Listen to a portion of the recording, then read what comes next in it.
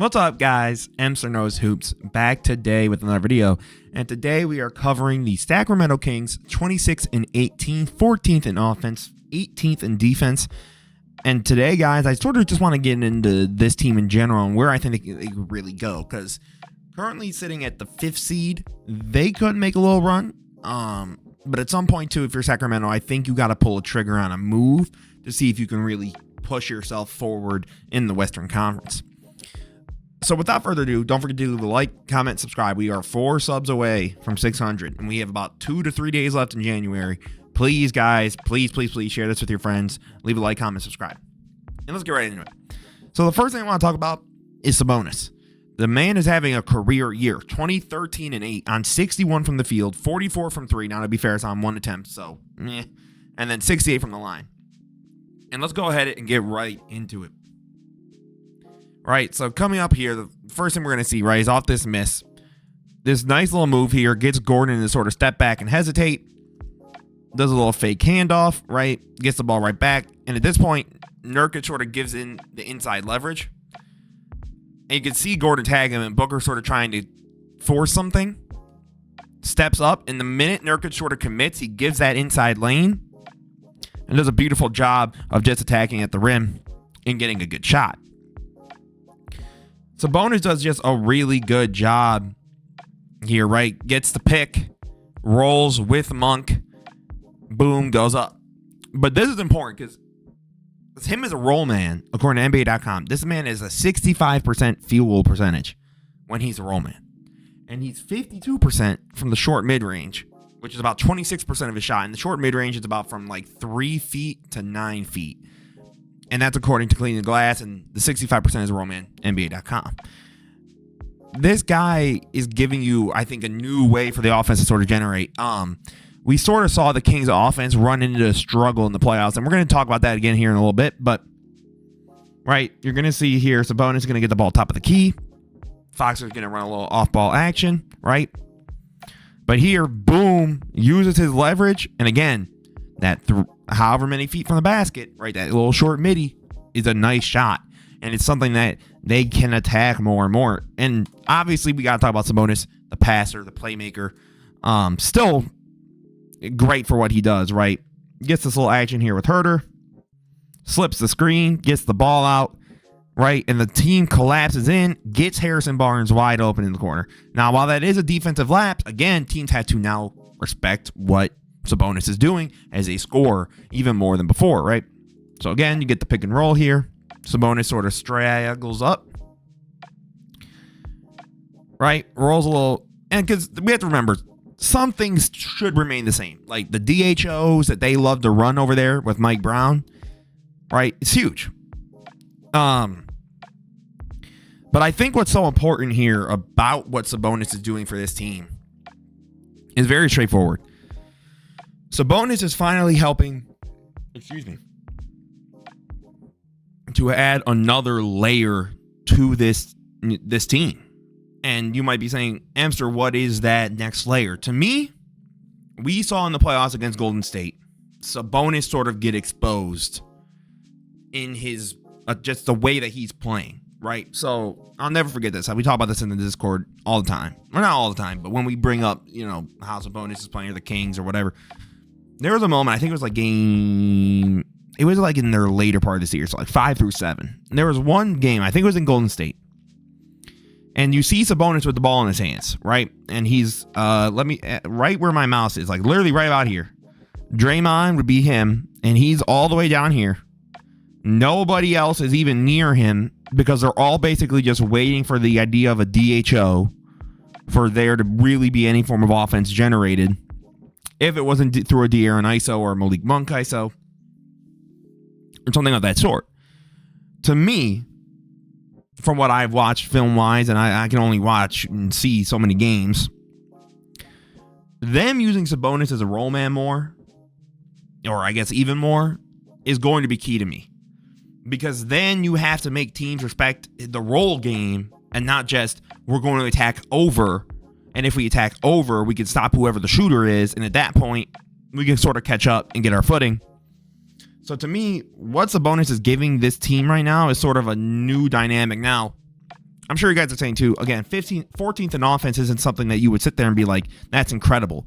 But we also have to remember, with the NBA and with any sport in general, like when a team sort of breaks out a certain way, that first year is going to look just unstoppable. Because the league doesn't really catch up, right? Because obviously they're exploding. You didn't expect it. So now, am I saying they figured the Kings out? Not necessarily. I mean, we also have to remember part of their record, right? De'Aaron Fox missed a good chunk of games. I believe it was like earlier on in the season, and that started costing them. They've lost some really close games too, and their defense, I mean, last season they were about like 25th, so they were bottom 5 defense. So any form of rise and play on the defensive end is huge for the Kings. And then I want to talk about the second player that I think is so crucial to why the Kings can really make a little bit of a run. Keegan Murray. Keegan Murray, you guys, has actually surprised me. So Keegan Murray is giving you 16, 6, and 2 on 47 from the field, which is pretty good. 36 from 3 on about 5 or 6 a game, which is really good. And 79 from the line. To me, what Keegan Murray is giving you on both ends of the floor is so crucial, because this Kings team, even last year, was like, who do we hunt for to be our third guy, right? And they drafted him, which is huge, because now you don't necessarily have to give up a whole bunch of assets to get a hopeful third option, right? So let's go ahead and get into this, because Keegan Murray has evolved, and we got to talk about how he's managed to do that, right? So coming up here, we're going to see De'Aaron, obviously, with a bit of an ISO situation. Get Harrison Barnes rolling. Out to Sabonis. Keegan Murray here is going to get an off-ball action. Again, Warriors-like offense still. Murray, boom, shrugs sugs to the ground. The midi. That is the huge development from Keegan Murray. The mid-range game. 49% he's shooting from the mid-range. 49% according to Clean Glass. And that's 31% of his shots. So over a quarter of his shots, he's going to the midi, and he's half of the time almost making them. That's huge. Because then, again, you can't just look at this certain aspects of the Kings as one-dimensional. What I mean by that is similar to what I was talking about earlier. Oh, well, if we stop this Sabonis DHO, we sort of slow this offense down. It's a cool offense, but at that point we stopped it. Or stagnated it enough to where it looks like we're playing good enough defense to stop this high-powered offense. And the other thing is, too, right? Keegan Murray now isn't just seen as a spot-up guy, right? Teams have to respect his game from different areas, which then opens up the floor for a Malik Monk, De'Aaron Fox, Sabonis even. Like, the way that he can open up the floor now for this team is huge. And let's keep going. All right. So they get him up, right? They keep pushing. Malik Monk, boom. Off the miss, right? Keegan gets the ball, goes right back up to Fox, sags over here to the wing. Now, this is on Suggs, right? He should have caught up. But again, that catch and shoot, that ability to just pull the trigger is so important for any team. And then I think defensively, what he's helped this team with is it's just important, right? And it's one of those things that I think he's averaging about a steal a game or like a steal and a half. And I think that's important. Now, obviously, numbers aren't everything, right? Like, not every best defender in the league or great defender in the league has a steal and a half a game. But I think an effort on the other end is important, especially with this team who is very offensive-centric. They need to know they can get a stop. Right. Well, let's keep looking here as a scorer, right? Sabonis here is going to get the screen again. Again, just the ability to just pull it, right? Just that wide open action. It's incredible. So, again, let's look here at Keegan Murray as a defender, right? Fighting under the Gobert screen. You go over and immediately see Sabonis, right? Attacks. And gets a piece of it, right? Does a great job waiting and timing it out and realizing that's the only way Anthony Edwards could have gone with that ball, other than, like, it gets like out of bounds or something. But I mean, at that point, you're so forced to get turnover. Again, right? He's going up. The patience here again. Keegan Murray with the block. Patience is key. It's what changes everything. And I think it's what's going to help this team so much. And then, finally, you have De'Aaron Fox, the best player on the team. I mean, the man's giving you 28, 4, and 6 on 47 from the field, 39 from 3 on about 8 attempts, which is elite, and 73% from the line. I mean, he's having another great season. And I'm glad to see that he hasn't stagnated or gotten worse or was like some one-off year.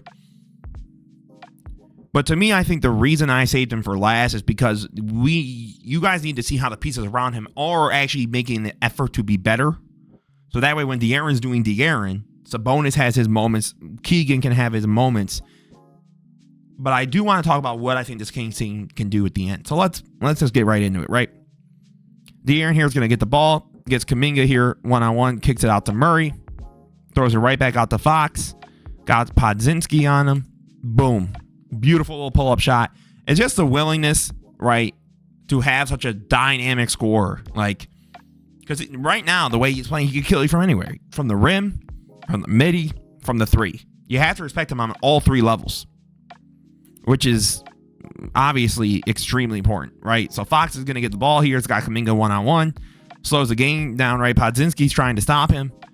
But at this point, Kuminga's sort of nervous/stopping to see if there's a possible rim run. And instead pulls the three ball. Or not the three ball, the midi. My apologies.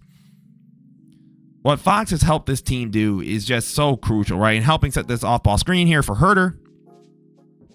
Runs it up. Gets Sarge on the wing alone. Right? Goes, spins. Sarge is basically off him at that point. Nothing you can do. And he stopped, right? It's just great basketball that they're playing. But I also sort of want to talk about what De'Aaron is helping this team with defensively in terms of steals, because he's got about almost 2 steals a game, I believe, which is remarkably impressive considering what he has to give you on the offensive end every night. But what I love here is the rebound, right? So he jumps, gets the ball back, fights for it again. He does not give up. It's a tenacity I like from De'Aaron on both ends. He actually showed this in the playoffs. He's not some great defender, but when he needs to, he is willing to get into a stance and fight for that ball and fight to get his team another shot when he needs it, right? Sees DeJounte's going only for bogey, and at that point just puts his hand up, right? It's the read. It's the IQ defensively that we've seen is massively improved from De'Aaron. So, guys, what I think this team can do at their best. I would say, depending on matchups, depending how it all sort of lands out, my only concern for them is that they're still one piece short. I'm not necessarily sure what that piece is anymore, because before I used to sort of be of the mindset of go trade for Kyle Kuzma. Right? You could give up Harrison Barnes, a Davion Mitchell, or give up some young pieces that aren't Keegan Murray, and maybe a pick or something, and you go get Kuzma. Right? Because at that point, you could run the Fox, Herter, Murray, Kuzma, Sabonis. That's a nice 5.